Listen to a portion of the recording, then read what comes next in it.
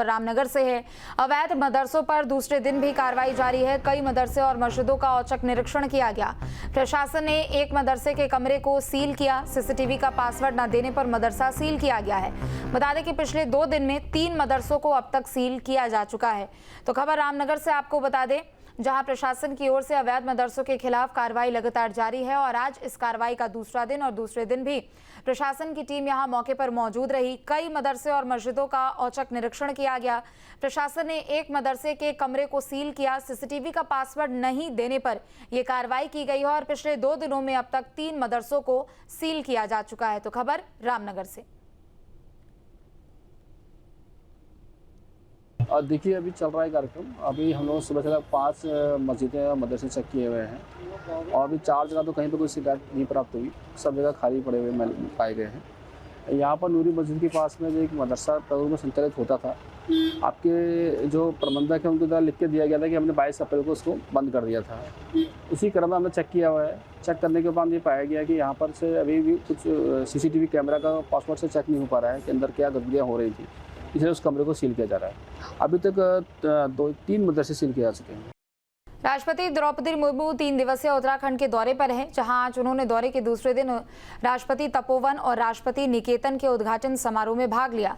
महामहिम द्रौपदी मुर्मू ने राष्ट्रपति निकेतन में राष्ट्रपति उद्यान की आधारशिला रखी और इस मौके पर राज्यपाल lieutenant general Gurmeet Singh, CM Pushkar Dhami, मुख्य सचिव, डीजीपी समेत अन्य अधिकारी भी मौजूद रहे। 21 जून को योग दिवस के अवसर पर राष्ट्रपति मुर्मू योग कार्यक्रम में भी हिस्सा लेंगे।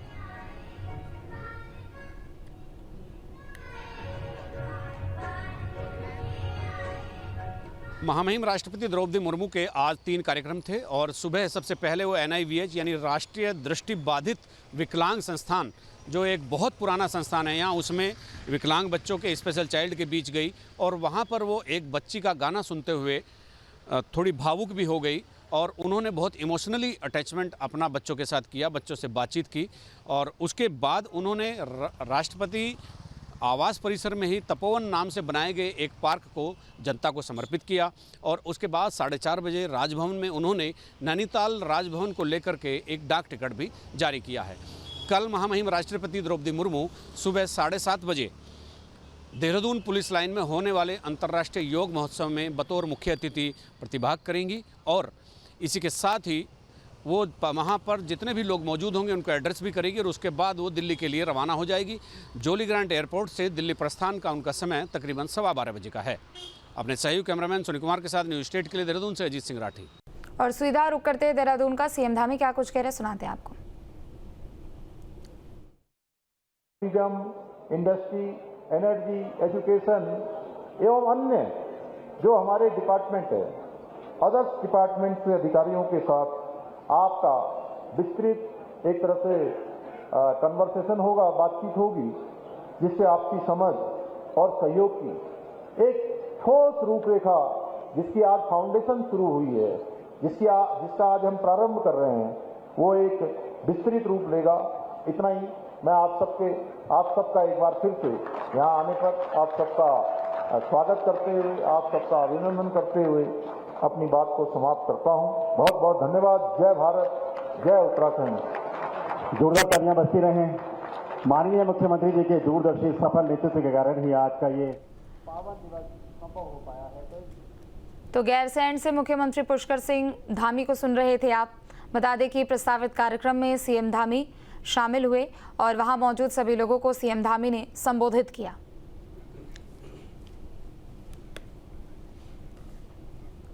और बड़ी खबर आपको बता दें, उत्तराखंड वन विभाग में पौधारोपण में भ्रष्टाचार का मामला सामने आया। 10 रुपए का पौधा 100 रुपए में खरीदा गया। वन मंत्री सुबोध उनियाल ने जांच के आदेश दिए हैं। तो उत्तराखंड में वन विभाग में पौधारोपण में भ्रष्टाचार का मामला सामने आया है। यहाँ पर 10 रुपए का पौधा 100 रुपए में खरीदने का प्रस्ताव है। इस मामले को लेकर वन मंत्री सुबोध उनियाल ने जांच के आदेश दिए हैं।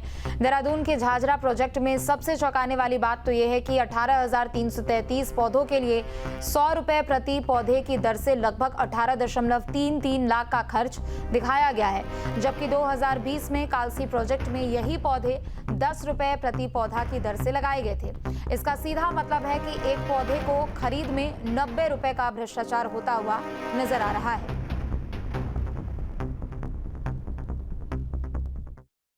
मसूरी डिवीज़न में और देहरादून डिवीज़न में प्लांटेशन होना था एक, तो मैंने भी इसकी जांच इसके बारे में जानकारी हासिल की। मैं प्रोजेक्ट की स्वीकृति के बाद मसूरी डिवीज़न में तो काफ़ी हेक्टेयर में था, 22-23 हेक्टेयर में था, और उसमें करीबन 4 करोड़ का वो प्रस्ताव था। और जहाँ देहरादून डिवीज़न में झाझरा में रेंज ऑफिस के पास ही इस पर काम होना था, जो मैं समझता हूँ काफ़ी कम 25 लाख के आसपास का बता रहे हैं, जो देहरादून डिवीज़न में होना था। ये मालूम हुआ कि इसमें प्लांट की कीमत 100 रुपये पर प्लांट है, तो ये जानकारी आई तो उस पर और इस पर जाँच बैठाई गई। तो ये हॉप को जांच के आदेश दिए गए थे, जांच सौंप दी और वो जांच कर रहे हैं, और निश्चित रूप से जांच के परिणाम आने के बाद जो तथ्य आएंगे उसके हिसाब से कार्रवाई की जाएगी। सबसे बड़ी चीज़ है कि एक भी प्लांट खरीदा नहीं गया है। उत्तराखंड वन विभाग की मसूरी और देहरादून डिवीज़न में गोलमाल सामने आया है। पौध खरीद को लेकर के जिस तरह के प्रस्ताव वहां से देहरादून डिवीज़न और मसूरी डिवीज़न से मुख्यालय को मिले थे, उसमें 10 रुपये का पौधा 100 रुपये में खरीदने की सिफारिश की गई है। अभी इसमें फाइनेंस इन्वॉल्व तो नहीं हुआ है, बजट तो जारी नहीं हुआ है, ना खर्च किया गया, लेकिन ऐसे प्रोजेक्ट जो 10 रुपये के पौधे आ रहे हैं उनको 100 रुपये में खरीदने का प्रस्ताव मुख्यालय को भेजना, ये प्रथम दृष्टया एक बड़ी अनियमितता और करप्शन का प्रतीक है। और इसीलिए वन मंत्री सुबोध उनियाल ने एक बहुत सीनियर IAS हैं कपिल लाल, उनको IO बना दिया है। तो दोनों डिवीज़न के DFO की जो प्रोजेक्ट उन्होंने बनाकर भेजे हैं 10 रुपये का पौधा 100 रुपये में लेने के, उनकी जांच करने के लिए कहा है और जांच रिपोर्ट यथाशीघ्र सौंपने के लिए कहा है। मंत्री का ये भी कहना है कि अगर इसमें कुछ भी गड़बड़ी पाई जाती है और प्रथम दृष्टया जो भी आरोपी होगा उसके खिलाफ विधि सम्मत कार्रवाई की जाएगी। अपने सहयोगी कैमरामैन सोनी कुमार के साथ न्यूज स्टेट के लिए देहरादून से अजीत सिंह राठी। त्रिस्तरीय पंचायत चुनाव और उसके आरक्षण को लेकर उत्तराखंड की सियासत गर्मा गई है। पौड़ी में कांग्रेस के वरिष्ठ नेता गणेश गोदियाल ने प्रदेश सरकार पर बड़ा हमला बोला है। उनका आरोप है कि सरकार जनता को गुमराह कर रही है और चुनाव प्रक्रिया में भाग रही है। उन्होंने कहा कि सरकार ने 10 जून को एक शासनादेश जारी किया था, जिसके अनुसार आपत्तियां आमंत्रित की गई और उसका निस्तारण जिला अधिकारियों के माध्यम से कराया गया, लेकिन अगले ही दिन 11 जून को नया GO जारी कर आरक्षण सूची बदल दी गई और उसे अंतिम सूची घोषित कर दिया गया। गणेश गोदियाल ने सवाल उठाया कि जब 11 जून को नया GO आया तो उसके आधार पर आपत्ति दर्ज करवाने के लिए नई तिथि क्यों नहीं दी गई? सरकार जनता को भ्रमित कर रही है और उसकी मंशा चुनाव कराने की नहीं है। उन्होंने कहा कि बार बार आदेश बदलकर सरकार चुनाव प्रक्रिया को टालने का काम कर रही है, जिसे कांग्रेस बर्दाश्त नहीं करेगी।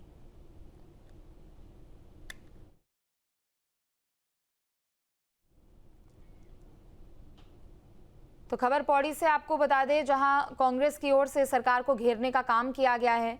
बता दें कि त्रिस्तरीय पंचायत चुनाव को लेकर कांग्रेस की ओर से आपत्ति दाखिल की गई है और वरिष्ठ नेता गणेश गोदियाल ने प्रदेश सरकार पर एक बड़ा हमला भी बोला है।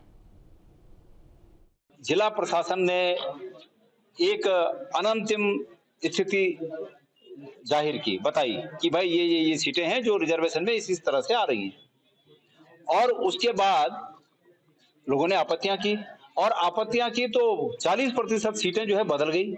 तो मैंने एक सामान्य नागरिक के हैसियत से मैंने जिला प्रशासन से ये पूछा, जिलाधिकारी महोदय से मैंने ये पूछा कि आपकी पहले की सूची सही थी या आपकी बाद की सूची सही है? तो आप ही लोगों के सामने उन्होंने ये कहा कि पहले की भी सूची सही थी और बाद की भी सही थी, पर उन्होंने ये कहा कि पहले की सूची जो बनी थी वो 10 तारीख के GO के आधार पर बनी थी और जो बाद की सूची बनी वो 11 तारीख के GO के आधार पर बनी। ये 10 तारीख को एक GO जारी करती है और 10 तारीख के GO में जब उनको सहजता महसूस नहीं होती है तो 11 तारीख को अपनी सहजता के अनुरूप एक नया GO जारी करती है। जहाँ भक्ति है हर शब्द में, कथाओं में छुपे हैं दिव्य रहस्य और ज्योतिष देता है जीवन को दिशा। धर्म से जुड़ी हर बातों को जानने के लिए हमारे चैनल स्तुति को सब्सक्राइब करें। चैनल पर जाने के लिए इस लिंक पर क्लिक करें।